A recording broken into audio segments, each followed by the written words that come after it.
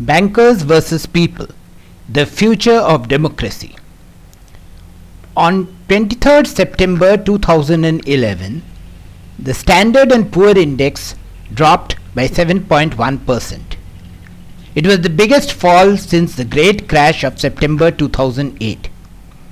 The market sank after $10 trillion was pumped in to save the big banks by the governments around the world.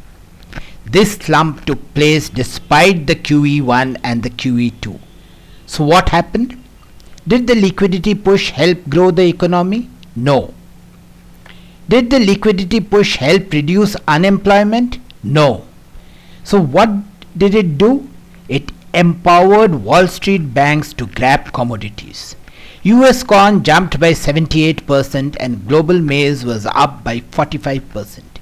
Wheat was up by 25% and livestock prices rose by 20%. Texas crude jumped by 22%. Copper was up by 26%. Goldman Sachs, JP Morgan and Deutsche Bank spun off ETFs for channeling the funds. They bought warehouses from Detroit to London to hoard commodities and metals. The big question: did the Fed action help the average citizen? Reuters report that the number of poor in US rose for the first time to over 15%, the highest in OECD. The income of bankers rose faster than that of the average citizen, reported the New York Times. The Gini's disparity index for US rose to 45, much higher than UK or even India.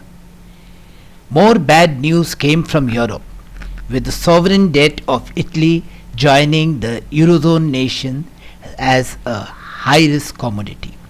CDS market of Eurozone economies rose with strong rumors of Greek default. Bond yields became volatile, punters were jubilant. Unlike the Fed, which pumped in liquidity to save US banks, the ECB and the IMF forced belt tightening for Greece and Eurozone nations. Bankers were saved, but the people were punished.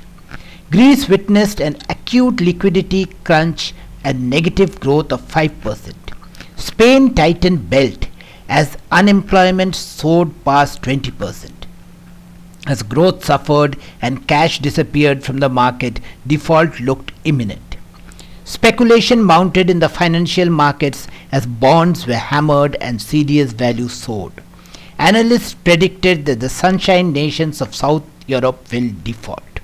Greece, Spain, Italy, the glamorous tourist destinations with pristine beaches and exotic historical wealth. They could all fall prey to the vultures of the financial markets, the hedge funds and the Wall Street banks, and the distress investment specialists like Wilbur Ross, Mark Mobius and George Soros. Those who have continuously shorted municipal bonds from Athens, California, Madrid and Rome. So how did it happen? Financial markets work in tandem. First come the hawks who hover and spot the weak assets. Then come the alarm raisers like jackals who create the din and market panic, the analyst, the advisor and the rating agencies. They downgrade credit rating often prematurely, raise borrowing costs and make debt cycling difficult.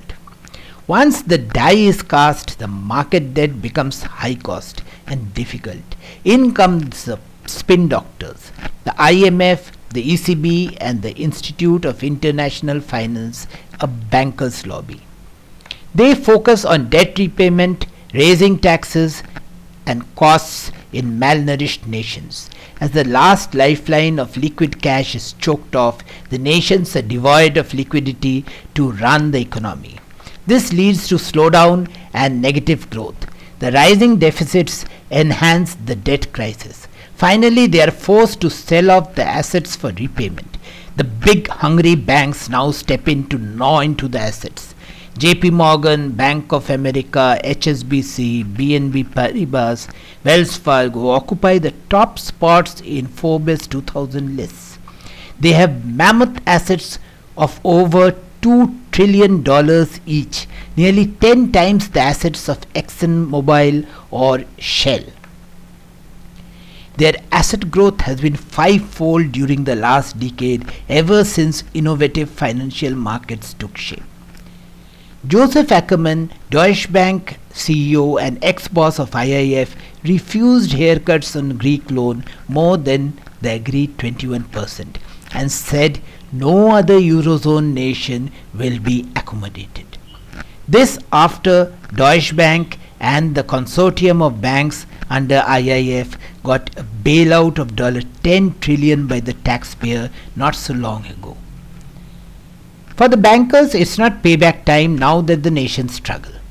For banks, the Eurozone crisis provides opportunities to strengthen their portfolio by buying into distressed assets. After cornering oil, food grains, metals and commodities, sovereign nations are a prime target. So soon banks will rule democracies. Europe's democracies have always lacked the fiscal discipline, just like the banks, Dexia, Max Bank or Wells Fargo or Bank of America or any other which had piles of toxic assets. Often vote and coalition politics have made elected leaders of democracy pamper to populism. Deficits in Spain, Portugal, Ireland and Italy exceed the EU treaty limits by a mile. Greece's deficit surged from 4% to 15% due to the discovery of accounting oversight. Since debt was 1.7 times the GDP, it was evident that a short-time fix was not going to solve the Greek debt crisis. Still, IMF and ECB made no long-term commitments. Funds were released in bits and pieces, speculation mounted, and Greek debt rating was downgraded repeatedly. Fund squeeze led to successive years of negative growth, making recovery impossible and default imminent. So, the aged Greek pensioner who paid taxes throughout her life has been handed down a haircut of 40% to facilitate the repayment of the banks. The IMF and the ECB and the IIF, the bank lobby, want to manage the economy and virtually dictate public policy in Greece. They are not interested that hospital services and educators in Greece have not received payment for the services since the past 1 year. They are not interested in structural reforms of the antiquated licensing policy in Greece that throttles competition. They only want to control the fund flow and the disinvestment process so that the prize assets flow their way. It is obvious that Mr. Papandreou will not be able to stop that. So the big question arises for democracies around the world. Will the banks take over control if our elected leaders fail?